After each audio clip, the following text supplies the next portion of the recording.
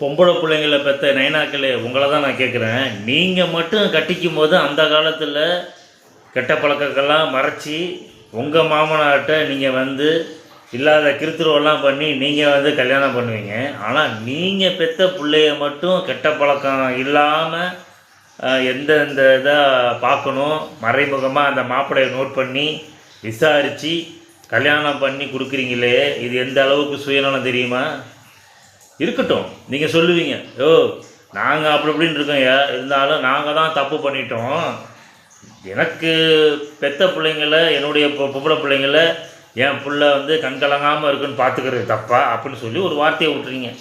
அதே மாதிரி உங்கள் மாமனார் அந்த மாதிரி நினச்சிருக்கலாம்ல, என் பொம்பளை பிள்ளையை ஏமாற்றி கல்யாணம் பண்ணுறேன், ஆனால் வாழ்க்கை நல்லபடியாக இருக்கும், கெட்ட பழக்கங்கள்லாம் உங்களுக்கு இருக்கும், அதெல்லாம் வந்து அனுசரித்து உங்களுடைய ஒய்ஃப் வந்து குடும்பம் நடத்துகிறாங்க. அதே மாதிரி தான் இன்றைக்கி இருக்கிற தலைமுறையில் கெட்ட பழக்கம் இருக்கிறத நான் சப்போர்ட் பண்ணல. அதே சமயத்தில் கெட்ட பழக்கம் இல்லாத மனுஷன் இங்கே யார் இருக்கிறா சொல்லுங்கள்.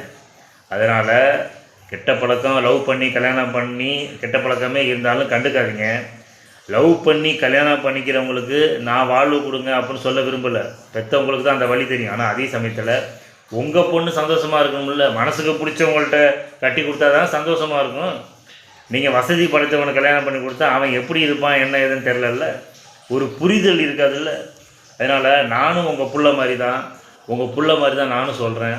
மனசுக்கு பிடிச்சவங்கள கல்யாணம் பண்ணி வைங்க, சந்தோஷமாக இருக்கும். அவங்க கஷ்டமே பட்டாலும் பரவாயில்ல, இல்லாத வாழ்க்கையிலேருந்து எல்லாமே நல்லாயிருக்கும்.